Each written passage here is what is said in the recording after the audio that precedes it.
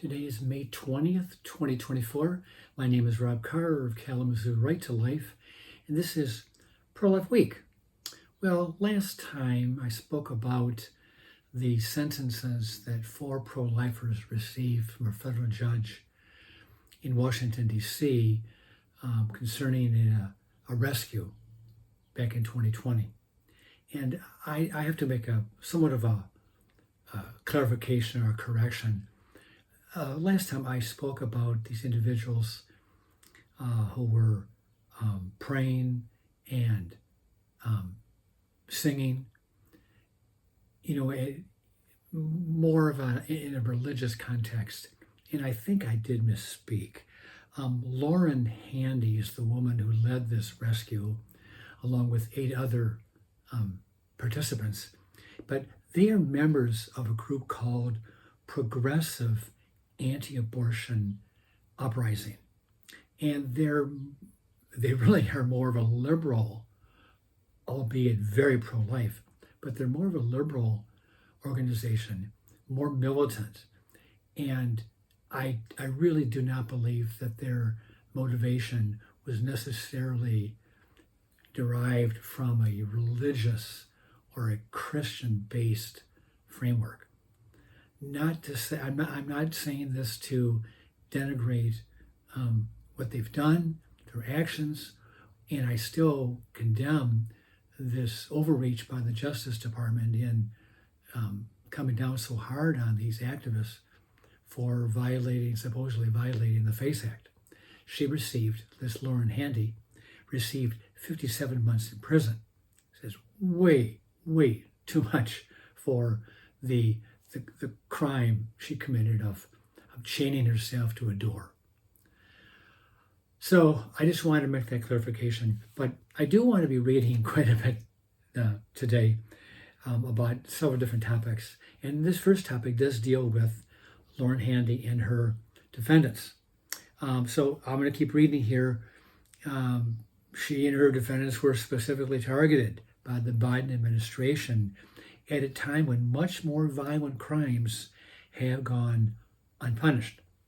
Quote, the traditional way you deal with folks doing civil disobedience is they get a trespass charge. You get a slap on the wrist and they move on. I mean, look at what we've been through this is Lauren Handy's attorney speaking.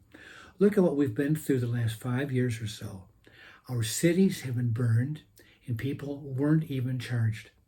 And now we're looking at people that peaceably came into a late-term abortion facility where we think we've got evidence of illegal abortions as well as actual homicides of little children that were born. And our folks are getting 5 years in a federal penitentiary for that. That makes no sense, unquote. Family Research Council President Tony Perkins juxtaposed the prosecution of the pro-lifers with the anti-Israel protesters occupying college campuses across the country. And this is from Tony Perkins. Quote, you just need to go back a couple of days to look at what was happening on some of these college campuses. Columbia University, where they're breaking into buildings, occupying buildings, destroying property, and at most get a slap on the wrist or maybe expelled from school, not looking at 5 years in prison for peacefully protesting and advocating for the protection of the unborn. If this does not show how the Biden administration has weaponized the law and the federal enforcement through the Department of Justice, I don't know what does, unquote. Now, going back to this Lauren Handy's attorney, quote, the American people are seeing what's going on. I've never seen so much sensitivity both from political leadership and in the American people. They're seeing this, and I think it's getting through. There's a silver lining to this. The people of America are waking up and seeing this sort of thing, and it's driving them to understand that the Biden administration is misusing the government. Okay. As the attorney went on, the Biden administration currently has a host of other FACE Act and conspiracy against rights prosecutions it is attempting to convict other pro-lifers of. So there are more cases coming down the pipe. Quote, we've got a similar case in Tennessee. There's another one in Michigan as well. And our client in Tennessee is Paul Vaughn, who's a dad of 11 kids. He's just a regular guy who was there. In fact, he didn't even block the door. He was just there for moral support. They swept him in as part of a conspiracy to support a First Amendment protected activity. Okay, so I'll finish with that on that first segment. The weaponization of justice, it's just totally out of control. Okay, a few days ago, I'm sure you've heard this in the news, the kicker for the Super Bowl champion Kansas City Chiefs, Harrison Butker, gave the commencement address at a small Catholic college called Benedictine College in Kansas.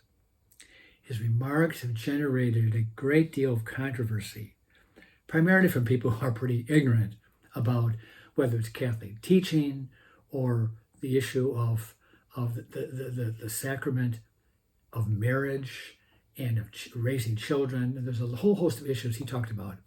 And the liberals have kind of gone over the cliff on this.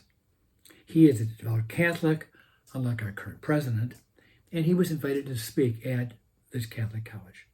So I'm going to be quoting just a little bit of his speech, his commencement address. Quote, ladies and gentlemen of the class of 2024, you are sitting at the edge of the rest of your lives.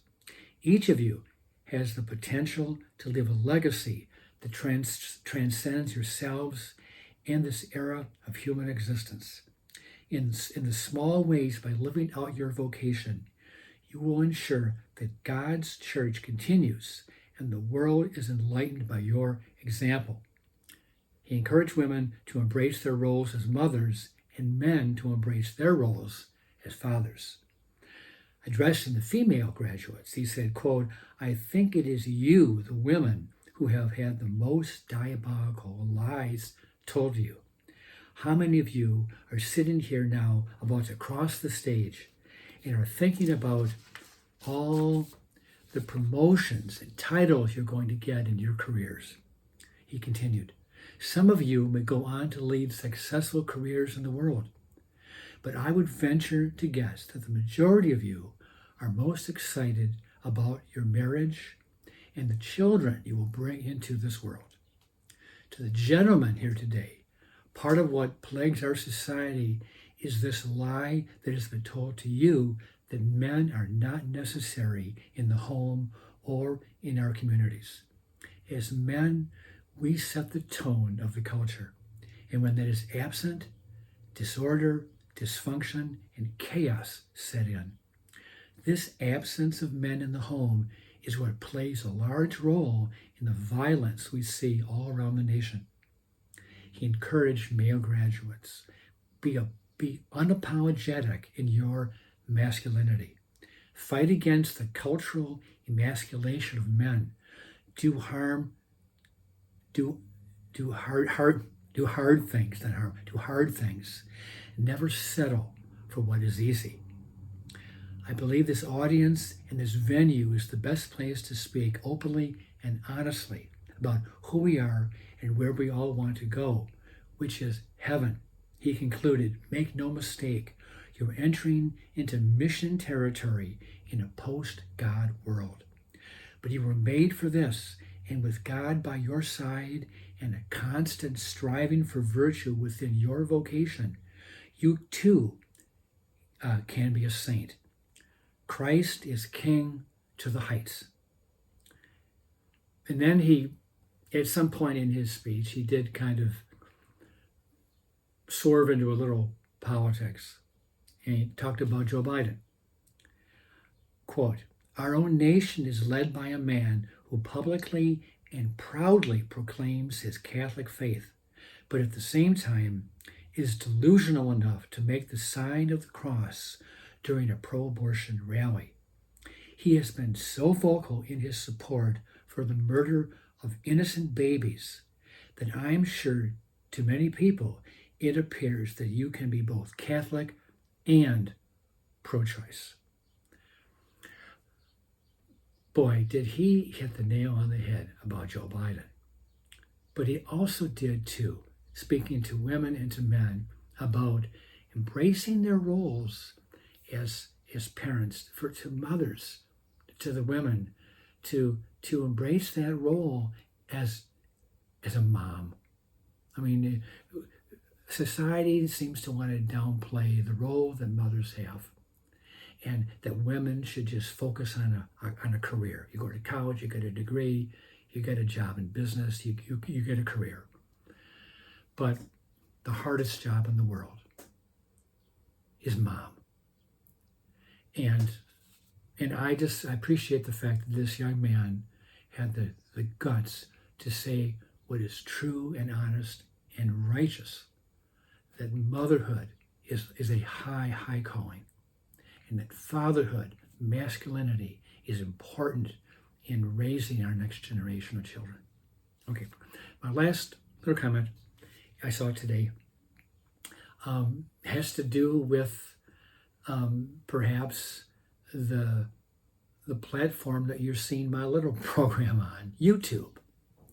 But YouTube has just removed or censored the channel that Louisiana Right to Life, an affiliate of Right to Life Committee, National Right to Life Committee,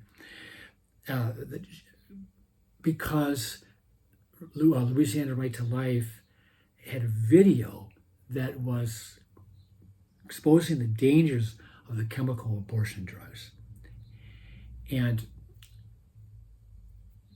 the charge that YouTube has is that this video was harmful and was dangerous to our policy. So rather than remove the video from YouTube, the YouTube bigwigs decided to remove Louisiana Right to Life's entire channel that they've had for the last 11 years.